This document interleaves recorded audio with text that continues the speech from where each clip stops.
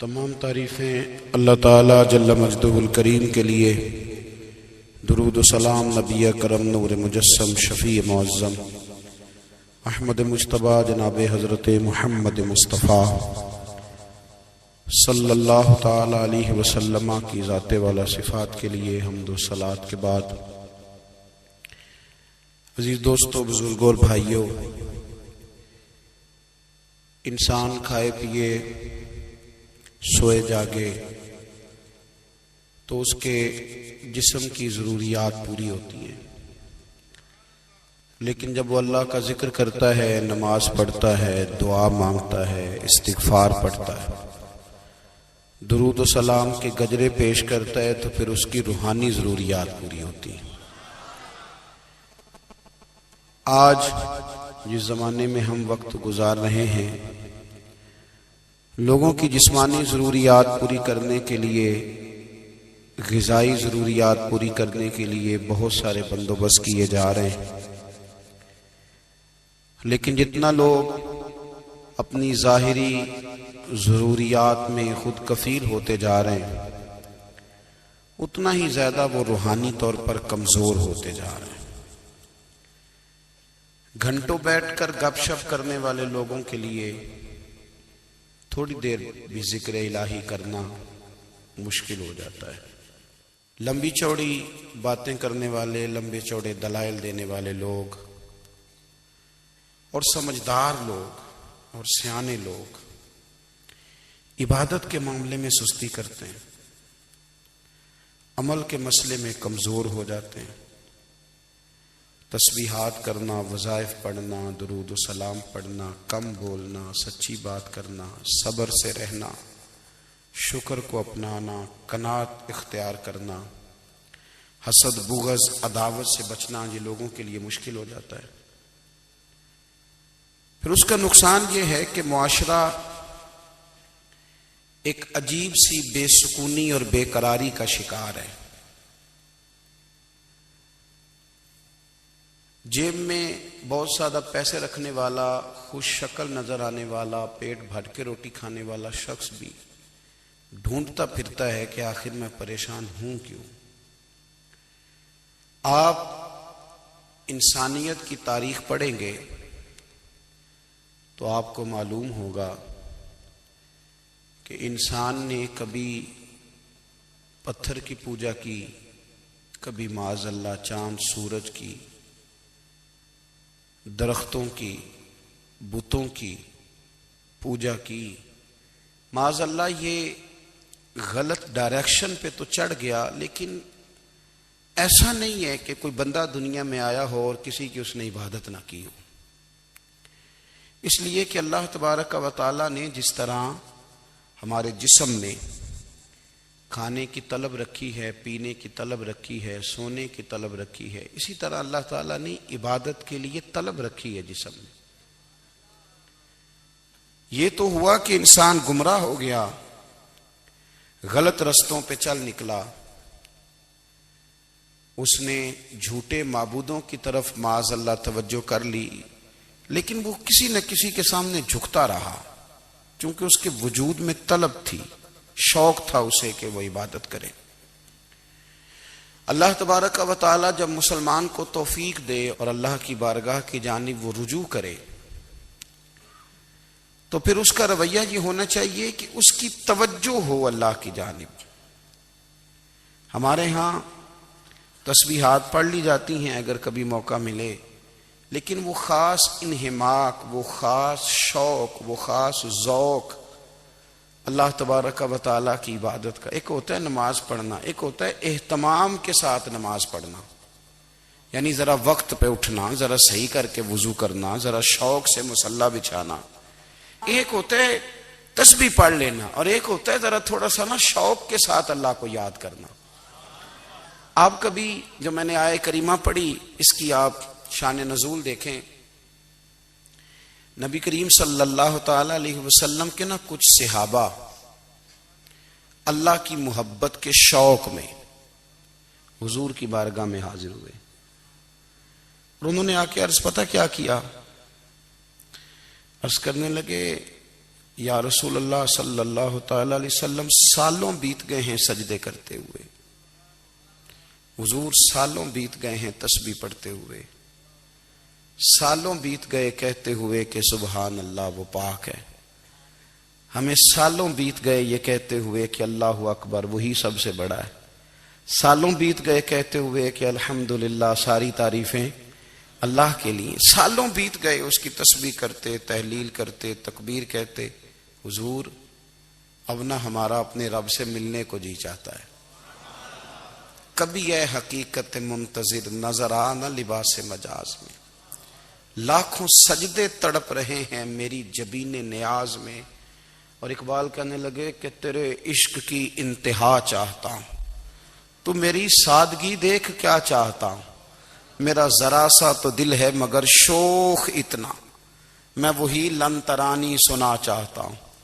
میرا بھی دل کرتا ہے کہ اللہ میں تجھے کہوں میں تجھے دیکھنا چاہتا ہوں، جس طرح حضرت موسیٰ کلیم علیہ السلام نے کہا تھا، اور تو مجھے کہے کہ لن ترانی تو نہیں دیکھ سکتا، ذرا سا تو دل ہے مگر شوق اتنا، میں بھی وہی لن ترانی سنا چاہتا ہوں۔ پھر کہنے لگے بھری بزم میں راز کی بات کہہ دی، بڑا بے ادب ہوں سزا چاہتا ہوں۔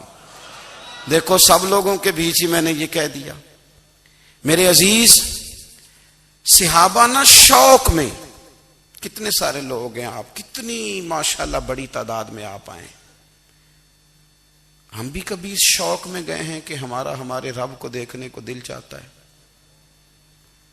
ہمارا جی چاہے وہ کبھی ہمیں ملے، ہم کبھی اس کی زیارت کریں، اس کی بارگاہ کرم میں ہم حاضر ہوں۔ صحابہ نے عرض کیا یا رسول اللہ صلی اللہ تعالی وسلم ہمارا رب کہاں ہے؟ ہمارا نا اپنے رب کو دیکھنے کو جی چاہتا ہے۔ جب صحابہ نے یہ عرض کیا تو اللہ نے قرآن مجید نازل کیا، فرمایا وَإِذَا سَأَلَكَ عِبَادِي أَنِّي فَإِنِّي قَرِيبٌ، محبوب جب میرے بندے آپ کی بارگاہ میں آ کے میرے بارے میں پوچھے نا تو ان سے کہہ دینا میں ان کے قریب ہی ہوں، قریب ہی ہوں۔ دلیل کیا ہے؟ آئی اذا دان، یہ جب بھی مجھ سے دعا مانگیں گے میں ان کی دعاؤں کو قبول فرماؤں گا، میں ان کے قریب ہوں، میں ان کے قریب ہوں، یہ جب بھی دعا مانگیں گے نا میں قبول کروں گا، میں ان کے قریب ہوں۔ اللہ تبارک و تعالیٰ کے بندے اللہ سے محبت کرتے، رب کی بارگاہ میں جھکتے، اس کو اپنے دکھ سناتے، اس کے پیارے محبوب صلی اللہ تعالی علیہ وسلم کا وسیلہ لے کے اس کے حضور حاضر ہو جاتے، پیشانیاں سجدوں سے روشن ہوتی۔ ہم نا ہر چیز کے لیے وقت نکالتے ہیں، ہر چیز کے لیے، لیکن عبادت کے لیے وقت نہیں نکالتے۔ ہر شے آباد ہے، ہر شے، ہماری فیس بک بھی آباد ہے، واٹس ایپ بھی آباد ہے، ہمارے ٹویٹر بھی آباد ہیں، ہماری ہر چیز آباد ہے، سب سے کم آباد ہمارا مصلی رہ گیا ہے، سب سے کم۔ وہ لوگ اب ڈھونڈنے سے ملتے ہیں جن کی بغل میں مصلی ہوتا تھا۔ میرے بھائی آپ کتنا کو دنیا کے پیچھے بھاگو گے تھکا دے گی، کتنا دولت کے پیچھے بھاگو گے تھکا دے گی۔ آپ جب اپنی زندگی میں جمع تفریق کرو گے نا تو مرتے وقت احساس ہوگا کہ سارا کچھ تو لوگوں کے لیے کیا، اپنے لیے تو کر ہی کچھ نہیں سکے۔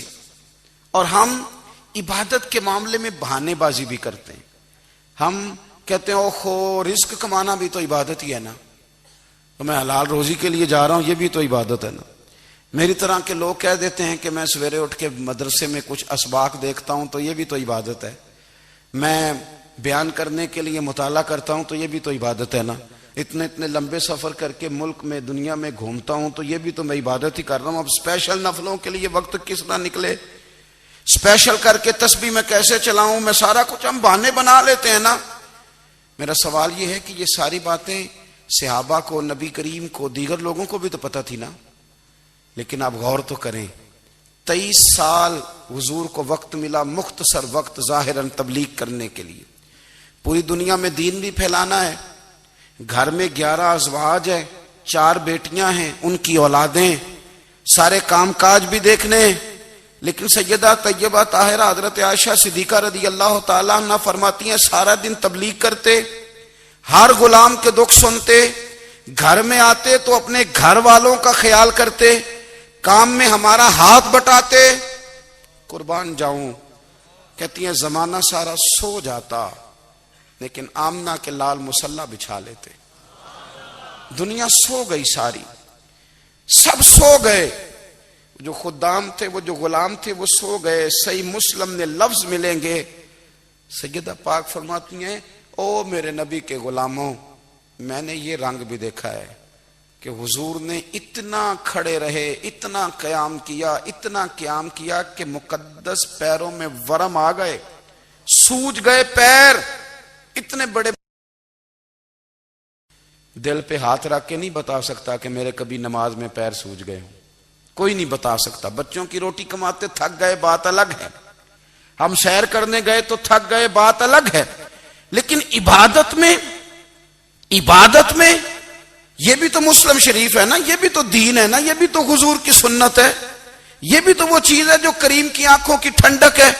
سیدہ فرماتی ہیں پیروں میں ورم آ گئے، اور ساری رات ہی حضور نے نماز پڑھی اور ایک ہی آیت بار بار دہرائی۔ مسجد نبوی میں بلال حبشی نے فجر کی اذان دے دی اور حضور ابھی مصلی پہ تھے، کریم فارغ ہوئے۔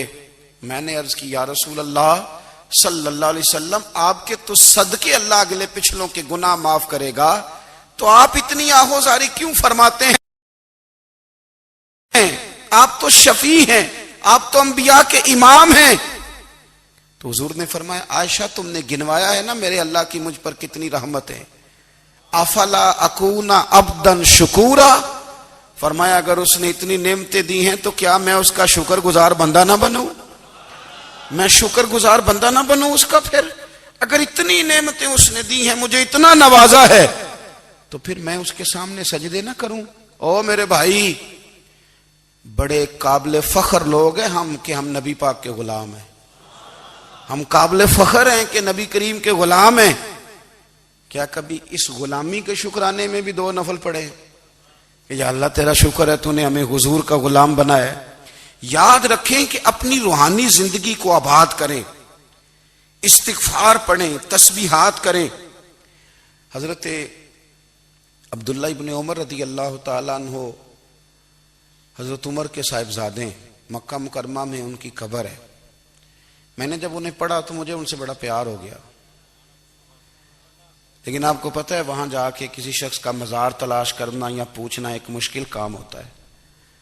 تو ایک دفعہ میں مکہ شریف میں حاضر تھا، تو ایک گاڑی والا ڈرائیور مجھے کہنے لگا کہ مولانا میں آپ کو جانتا ہوں، مجھے آپ سے محبت ہے، ایک بات بتاؤں آپ کو؟ میں نے کہا بتاؤ۔ کہنے لگے حضرت عبداللہ ابن عمر کی قبر دیکھنی ہے۔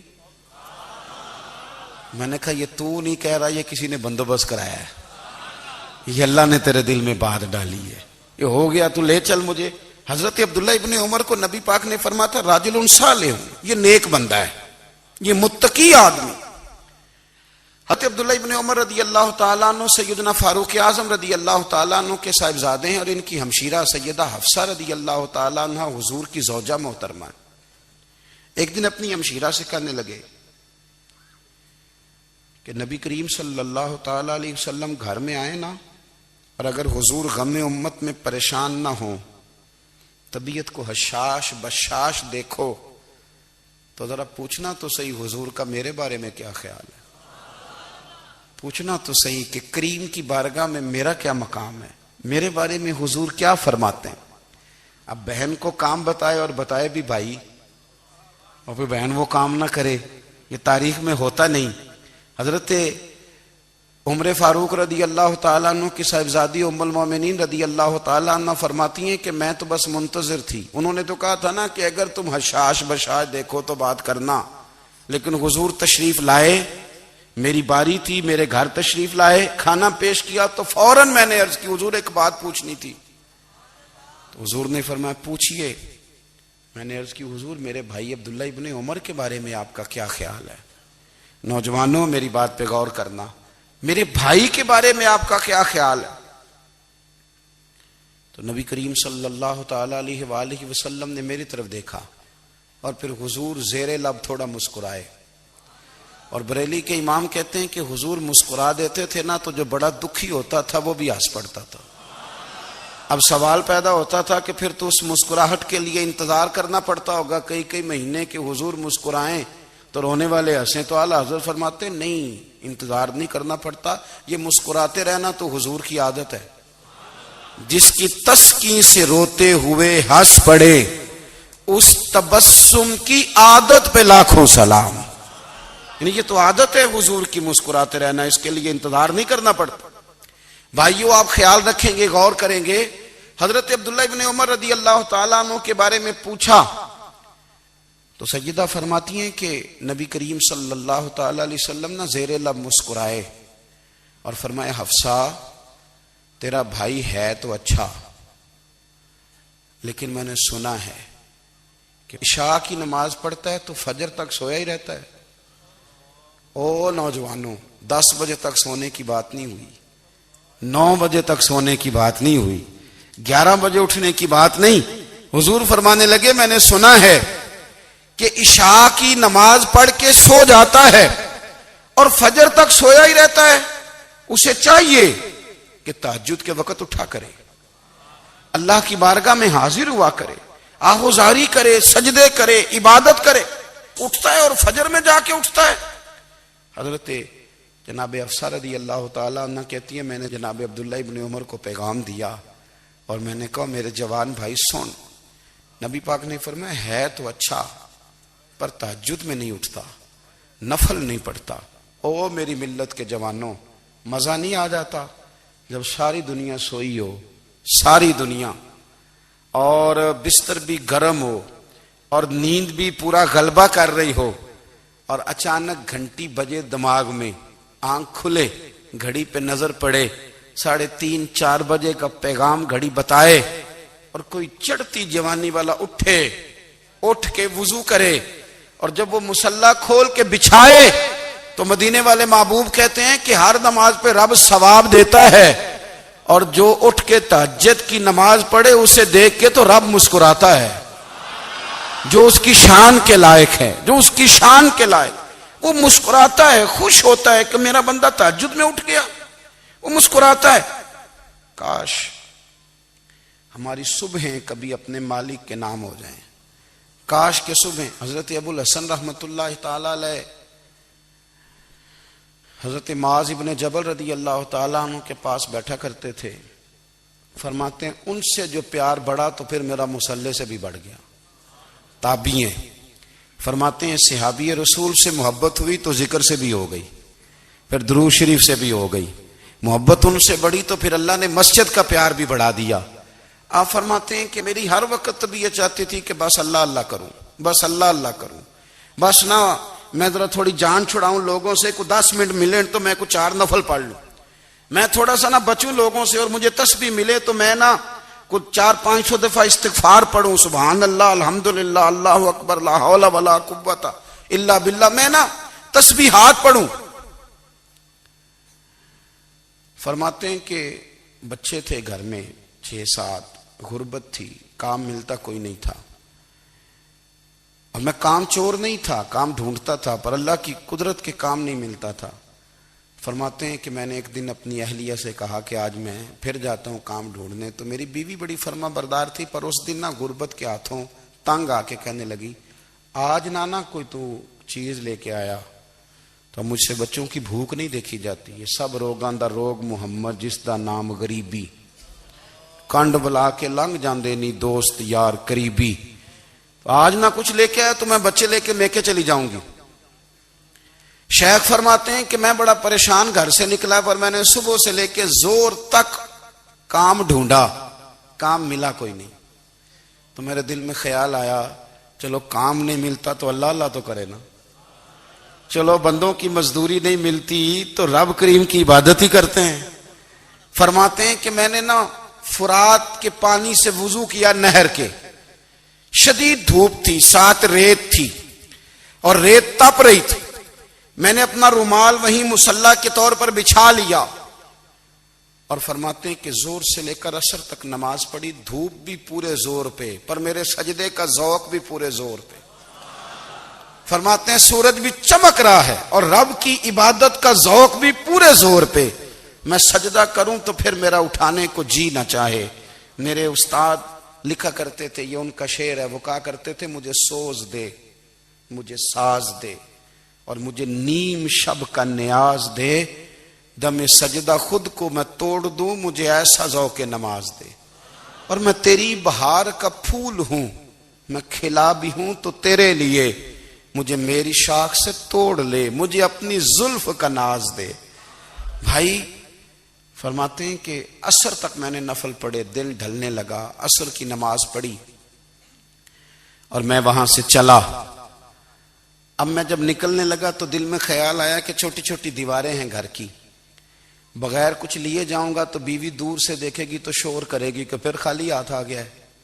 کہتے میں نے اپنے اسی رومال میں جس پہ میں نے نماز پڑھی تھی نا، رومال میں کیا عقیدے پنجابی صافہ کہتے ہیں، اسی میں نا میں نے کچھ ریت بھر لی کہ وہ دور سے دیکھے گی تو سمجھے گی کچھ لے کے آیا ہے، چلو جا کے اسے بتا دوں گا کہ آج پھر مزدوری نہیں ملی۔ کہتے ہیں وہ ریت لے کر جب میں گھر میں گیا تو پہلے بیوی دروازے پہ کھڑی ہوتی تھی، پوچھتی تھی خالی ہاتھ آ گئے ہو؟ آج میں نے دیکھا تو ہے ہی کوئی نہیں۔ فرماتے ہیں میں اندر داخل ہوا، سلام لیے، کونے میں میں نے وہ رومال رکھ دیا اور میں نے آواز دی کہ بھلی مانس کہاں ہو؟ تو وہ کہنے لگی آپ منہ ہاتھ دھو لیں، میں روٹی لے کے آئی۔ میں نے کہا روٹی کہاں سے آ گئی؟ یہاں تو کئی دنوں کے فاقے، تو کئی دنوں کی غربت ہے، یہاں تو اس گھر میں تو فقیری ہے۔ فرماتے ہیں کہ وہ روٹی لے کے آئی اور اس وقت کی جو موجودہ نعمتیں تھیں، سمجھ لیں سلاد، اچار، ہر چیز ساتھ لائی۔ میں نے کہا کہ بچے کہاں گئے؟ کہنے لگی وہ کھانا کھا کے کھیلنے گئے، آپ کھانا کھا لیں آ جاتے۔ کھانا اس نے چن دیا۔ میں نے حیرت انگیز لہجے میں ساری نعمتیں اپنے دسترخوان پہ دیکھ کر کے بیوی سے پوچھا یہ کہاں سے آیا کھانا؟ بچوں کو تو نے کہاں سے کھانا کھلایا؟ یہ سارا کچھ کیسا ہے؟ تو کہنے لگی پتہ نہیں آج آپ کس کریم کی مزدوری کرنے چلے گئے تھے، پتہ نہیں کس کریم کی، میرے گھر میں تو اتنی نعمتیں آئی ہیں کہ مجھ سے سنبھالی نہیں جا رہی، اتنا اناج ہے، اتنا گندم ہے، کس کریم کے دروازے آج چلے گئے تھے؟ یہ کہتے کہتے وہ اٹھی اور اٹھ کر کے کہنے لگی پہلے ہی بڑا کچھ آیا تھا، اب کیا لے آئے ہو؟ اور جا کر کے نا اس نے وہ ریت والا رومال کھولا، کہنے لگے میں تو لے کے آیا تھا ریت، تو میرے رب نے اسے بھی سونے اور ہیرے بنا دیا تھا۔ جب آپ کی توجہ اللہ کی جانب، میرے نبی پاک صلی اللہ تعالی علیہ وسلم نے فرمایا ہر چیز اپنے رب سے مانگ، ہر چیز مانگ، ہر چیز مانگ۔ یا رسول اللہ کیا کچھ؟ میرے محبوب نے فرمایا تیرے گھر میں نمک بھی ختم ہو جائے تو وہ بھی اپنے رب سے مانگا کر، تو مانگنا وہ تجھے دے گا، تو اس کی بارگاہ میں کشکول طلب دراز تو کرنا۔ اور ترمذی شریف میں عجیب لفظ ہے، رسول کائنات نے فرمایا، رب کریم فرماتا ہے جب میرا بندہ ہاتھ اٹھاتا ہے نا تو مجھے حیا آتی ہے کہ میں خالی کیسے لوٹا دوں اس کے، اتنے بڑے بادشاہ کی بارگاہ میں۔ او بھائی لوگوں سے عزتیں تلاش کرتے ہو تو وہ کیا تمہیں عزت دیں گے؟ وہ تو کل اچھا کہتے ہیں پرسوں برا کہنے لگ جاتے ہیں۔ لوگوں کے سامنے گڈ بک میں آنا چاہو گے تو وہ تو سویرے تمہارے بارے میں کچھ کہیں گے، شام کچھ اور کہیں گے۔ اپنی روحانی زندگی آباد کریں، اپنے مسلح کو وقت دیں اور دنیا سے چھپ کر اس موبائل کو بند کر کے اور اپنے آپ سے بھی چھپ کے اور تنہا ہو کے چھپا کے سارا کچھ اپنے آنسو اپنے رب کی بارگاہ میں پیش کریں، اس کے حضور حاضری دیں۔ سنو نا ترمذی کی حدیث اور اسے یاد رکھنا، نبی پاک علیہ السلام نے فرمایا اپنے دکھ لوگوں کے سامنے نہ بیان کرنا، سیٹھوں نوابوں کو نہ بتاتے پھرنا، دنیا داروں کے سامنے جا کے نہ رونا کہ میں تکلیف میں ہوں۔ فرمایا اگر دنیا داروں کو دکھ بتاؤ گے رب تمہیں کبھی غنی نہیں کرے گا، اور لوگ ہیں کہ الٹا مذاق اڑائیں گے۔ آپ کی جس سے بڑی پکی یاری ہے نا، پکی، وہ تب تک پکی ہے جب تک آپ نے 50,000 مانگا نہیں، اور جس وقت آپ نے کہہ دیا کہ میں مجبور ہوں میری مدد کر تو پھر ختم ہو گئی دوستی۔ لوگوں کی تعلقات آپ کے ساتھ تب تک ہیں جب تک آپ ان سے کوئی ضرورت وابستہ نہیں کرتے۔ کریم محبوب فرمانے لگے بندوں کے سامنے دکھ نہ بیان کرنا، اللہ تجھے کبھی غنی نہیں کرے گا، تو اپنے دکھ اپنے رب کو بتا، تو دعائیں مانگ، تو اس کی بارگاہ میں حاضر ہو، تو اس کے حضور عرض کر۔ فرمایا اپنے دکھ اپنے رب کو بتا، وہ جلدی کرے یا دیر سے کرے تجھے ساری دنیا سے بے نیاز کر دے گا، تجھے کسی کا محتاج نہیں رہنے دے گا۔ اپنے مسلح کو، اپنی دعاؤں کو. ایک بزرگ فرماتے ہیں میں نے دعا مانگنے کا طریقہ اپنی بیوی سے سیکھا. دعا مانگنے کا طریقہ اپنی، سیکھنے والے تو اپنے بچوں سے بھی سیکھ لیتے ہیں، سیکھنے والے تو ہر ایک سے سیکھتے ہیں. وہ کہتے ہیں میں نے دعا مانگنے کا سلیقہ اپنی بیوی سے سیکھا ہے. حضرت وہ کس طرح؟ فرمانے لگے میری بیوی نے نا مجھے کوئی کام بتایا، کچھ پیسوں کی ضرورت کے لیے کہا، تو میں نے اسے کہا کہ بھئی ابھی میرے پاس نہیں ہے، کچھ دنوں میں آتے ہیں تو میں دے دوں گا. عورتوں کی عادت ہوتی ہے وہ بار بار یاد کراتی ہیں. 2-4 دنوں کے بعد پھر اس نے کہا حضرت وہ میں نے کہا تھا کچھ پیسے، میں نے اسے کہا کہ ابھی میرے پاس نہیں ہے، کچھ دنوں میں ملتے ہیں تو میں تمہیں دے دوں گا. اس نے کچھ دنوں کے بعد پھر کہا حضور وہ میں نے کچھ پیسے کہے تھے. فرماتے میں نے ڈانٹ دیا، میں نے کہا کہ کیا تو روز مجھے شرمندہ کرتی ہے، کہا نا میرے پاس نہیں ہے، ہوں گے تو دے دوں گا، تو روز یاد کراتی ہے.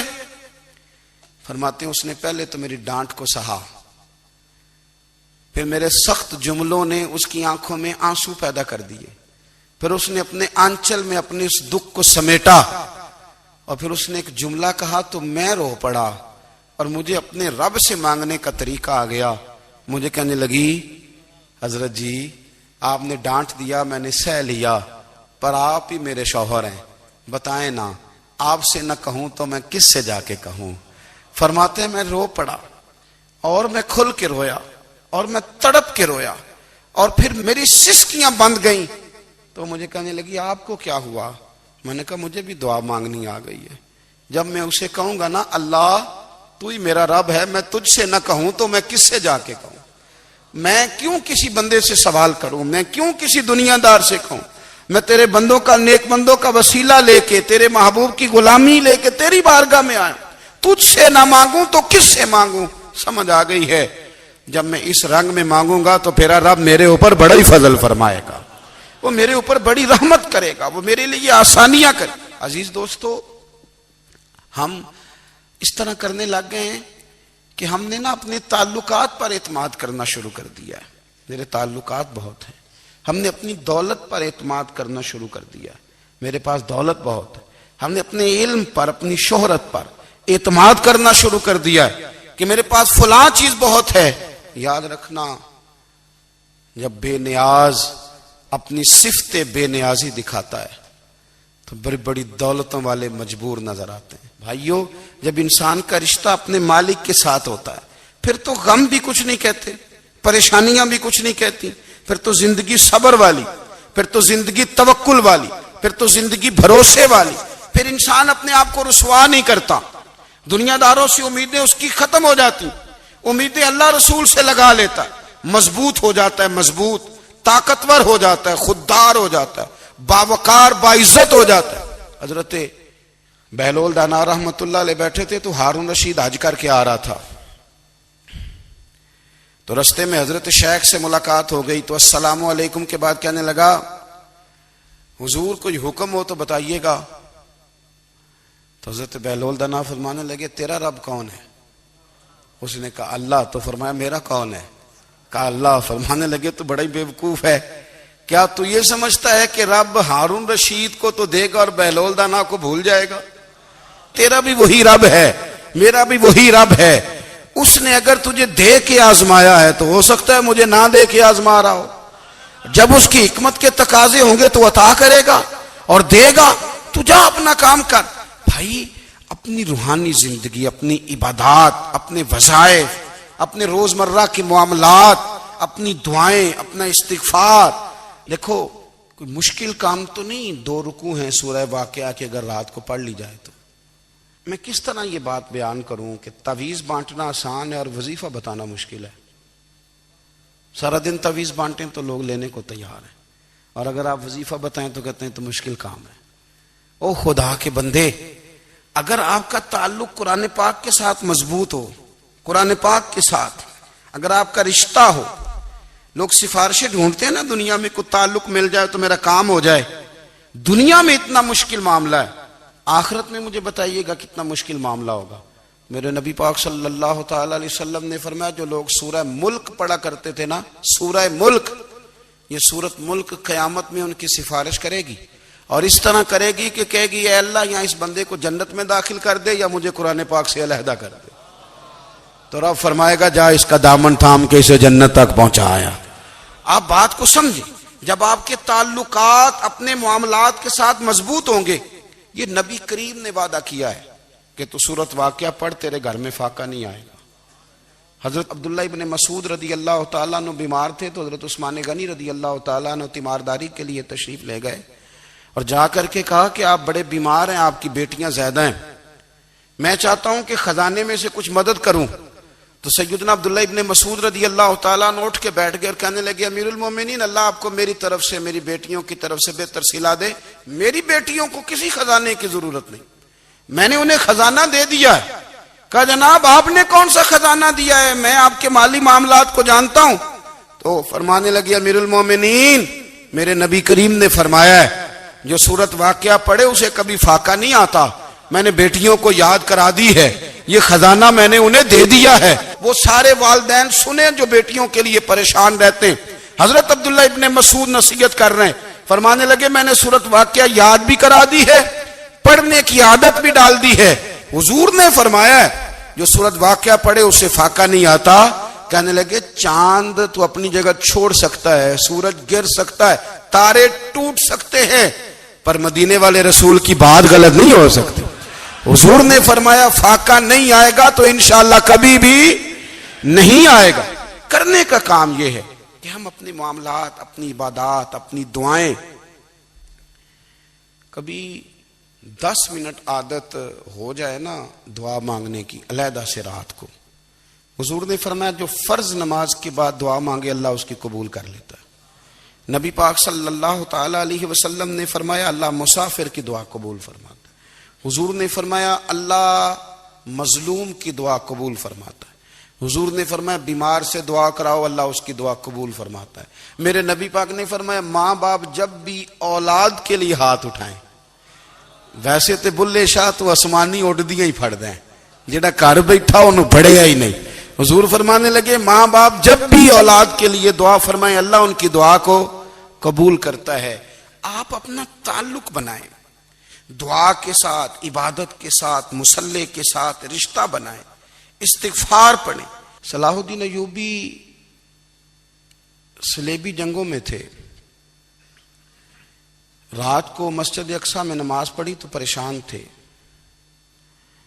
ایک بزرگ سے ملاقات ہوئی تو وہ کہنے لگے کہ آپ بڑے پریشان ہیں. کہنے لگے حضور پریشان اس لیے ہوں کہ پہلے ہی مسلمان کمزور ہے, اب میں نے سنا ہے دشمن کا ایک بحری بیڑا وہ جنگی سامان سے بھرا ہوا آ رہا ہے, تو اب ان کے پاس اور تلواریں اور نیزے آ جائیں گے, مسلمانوں کے پاس پہلے ہی وسائل کی کمی ہے, پریشان ہو کس طرح کر کے مقابلہ کریں گے. یہ بات کہتے ہی صلاح الدین ایوبی نے بزرگوں سے کہا حضور آپ بھی دعا کرنا, دعا کی بڑی طاقت ہے. میرے نبی پاک نے فرمایا دعا مومن کا ہتھیار ہے, دعا مومن کا, دعا مومن کا. حضور نے فرمایا تقدیر کو سوائے دعا کے کوئی چیز نہیں بدل سکتی. دعا مومن کا ہتھیار ہے, یہ کافر کے پاس کوئی نہیں, یہ ہتھیار ہے مومن کا. اللہ کرے آپ کو سمجھ آئے, پھر سنیں کئی بار کہہ چکا ہوں یہ ہتھیار ہے. کافر کے مقابلے میں جو تیرے پاس سب سے بڑا ہتھیار ہے وہ دعا ہے. دعائیں کرانی چھوڑ دی, کرنی چھوڑ دی, لینی چھوڑ دی. حضرت سیدنا انس بن مالک رضی اللہ تعالیٰ عنہ فرمایا کرتے تھے میں نے وہ رنگ دیکھا ہے جب حضور دعا مانگتے تھے اور حضور کی مقدس آنکھوں میں آنسو بھی ساتھ ہی بہا کرتے تھے, میں نے وہ انداز دیکھا. تو صلاح الدین ایوبی بزرگ سے کہنے لگے آپ بھی دعا کیجیے, اور خود رونے لگے اور سر سجدے میں رکھ کے رونے لگے, اور عشاء سے لے کر فجر تک روئے, خوب روئے. صبح وہ بزرگ آئے تو صلاح الدین ایوبی کا خوبصورت اور ہنستا ہوا چہرہ دیکھا.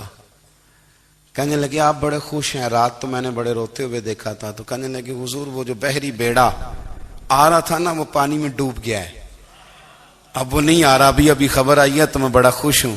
بزرگ کہنے لگے اٹھ سینے سے لگ اور سن ایک بات, وہ بحری بیڑا پانی میں نہیں ڈوبا, وہ تیرے آنسوؤں میں ڈوب گیا ہے. وہ جو تو رات رویا ہے نا رب کریم کی بارگاہ میں تو وہ ڈوب گیا ہے. بھائی اپنا مصلی کا، عبادت کا، وظائف کا، اللہ اللہ کا سلسلہ اس کو مضبوط کریں، اپنی دعاؤں کے تعلق کو مضبوط کریں۔ دعائیں بڑے انقلاب برپا کر دیتی ہیں۔ ہم تھوڑے تھوڑے نا جب سے خشک ہوئے ہیں نا، خشک، اور میری تو جماعت ہی صوفیاء کی جماعت تھی، ہم تو داتا علی اجمیری کی جماعت سے، ہم تو خواجہ اجمیری کی جماعت سے، ہم تو شیخ احمد فاروق سرہندی کی جماعت سے، ہم تو صوفیاء کی جماعت۔ ہماری جماعت نے بھی وہ تعلق جو ہمارے بزرگوں نے بنایا تھا۔ بزرگ اللہ کے قریب کیسے جاتا ہے؟ تو ہمارے یہاں نا بہت سارے لوگ کہتے ہیں جی نظر ہو گئی تو کام ہو گیا۔ بھائی جو بخاری مسلم میں طریقہ ہے نا اللہ کا قرب پانے کا، وہ تو نفل ہے۔ نبی کریم علیہ الصلوۃ والسلام نے فرمایا بندہ نفلوں کے ذریعے رب کے قریب جاتا ہے، اور اتنا قریب جاتا ہے کہ پھر اللہ اس کی زبان بن جاتا ہے، اللہ اس کی آنکھیں بن جاتا ہے، کان بن جاتا ہے، ہاتھ اور پیر بن جاتا ہے۔ تو یہ تو عبادت ہے، یہ تو اللہ کی بارگاہ کی حاضری ہے جو آپ کو اللہ کے قریب کرے گی۔ تو اپنے نماز کو اہمیت دے کے ادا کریں، نمازیں موبائل بند کر کے ادا کریں۔ لیکن نا کچھ لوگ کہتے ہیں مجھے ٹائم نہیں ملتا نماز کا، تو میں کہتا ہوں یہ آپ نے بڑی جرت کی بات کی ہے۔ مجھے کو میرا پیر بھائی کہہ دینا میرے پاس ٹائم نہیں آپ کو ملنے کا، تو میں کہتا ہوں آج کے بعد آنا ہی نہ۔ تو کیا سمجھتا ہے تو بہت بڑا آدمی ہے، تیرے پاس ٹائم نہیں ہے اور ہمیں ملنے کا ٹائم، موج کر۔ تو آپ نے اللہ رسول کو کہہ دیا ٹائم نہیں۔ اور عجیب فلسفہ ہے نا، کہا جائے نماز پڑھنے آؤ تو کہتے ہیں کپڑے ٹھیک نہیں، اور کہا جائے کہ آؤ ذرا دعوت پہ چلیں تو کہتے ہیں 1 منٹ ٹھہر میں کپڑے بدل کے آیا۔ نماز کے لیے کہا تو کہتا ٹھیک نہیں، دعوت کے لیے کہا تو کہتا میں ذرا تیاری کر لوں، یوں جانا مناسب نہیں۔ یہ معاملہ ٹھیک نہیں۔ رب تو فرماتا ہے کہ جب تم مسجد میں آ تو زینت اختیار کر کے آ، خوب ذوق سے دعا مانگیں، خوب شوق سے نماز پڑھیں، خوب استغفار کا مزاج بنائیں۔ آپ لوگوں کے بیچ رہ کے سوکھ حاصل کرنا چاہتے ہیں، لیکن آپ کو پتہ ہے کئی مہینے غار حرا میں رہنا بھی مدینے والے محبوب کا طریقہ ہے۔ ہر سال اعتکاف بیٹھنا الگ سے، یہ بھی حضور کا طریقہ ہے۔ مسجد نبوی کے اندر دروازہ کھلتا تھا نبی کریم کا، پر گھر کے اندر نفل پڑے نبی پاک، اور حضور فرماتے ہیں کچھ نفل نماز گھر میں بھی پڑھا کرو، گھر کو قبرستان نہ بناؤ۔ ہمارا گھر اللہ کے ذکر سے آباد ہوگا اگر ہم نماز پڑھیں گے نا۔ میں جب سنت پڑھنے کے لیے گھر میں کھڑا ہوتا ہوں تو میرا جو 2.5-3 سال کا بیٹا ہے نا، وہ بھی میرے ساتھ نماز پڑھنی شروع کر دے۔ اسے پتہ کوئی نہیں نماز کیا ہوتی ہے، لیکن وہ بھی نا سجدہ نہ بھی کرنا ہے تو ساتھ لیٹ ضرور جاتا ہے۔ پتہ چلا بچے لیکچر دینے سے نماز نہیں پڑھتے، نماز شروع کر دیں تو بچے بھی شروع کر دیتے ہیں۔ ہم جب پریشان ہوتے ہیں تو لیکچر دیتے ہیں، تو لیکچر تو باہر شاید چل جائے، گھر میں کیسے چلے گا؟ گھر میں تو عمل چلے گا۔ تو میرے عزیز، آج کے اس روحانی اجتماع میں ہمارے دوستوں نے جو محنت کی، ہم نے بار بار اپنی نیت سے پوچھا خدا ہمیں معاف کرے اگر کوئی ذاتی شہرت ہے، کوئی ہمارے ذاتی مفادات ہیں، رب ہمیں ہدایت دے۔ ہماری یہ خواہش تھی کہ روحانی اجتماع ہمیں تھوڑا سا اللہ اور اس کے رسول کے جانب مائل کرے، کچھ ہمارا رشتہ مصلی کے ساتھ مضبوط کرے۔ مصطفیٰ مصطفیٰ مصطفیٰ مصطفیٰ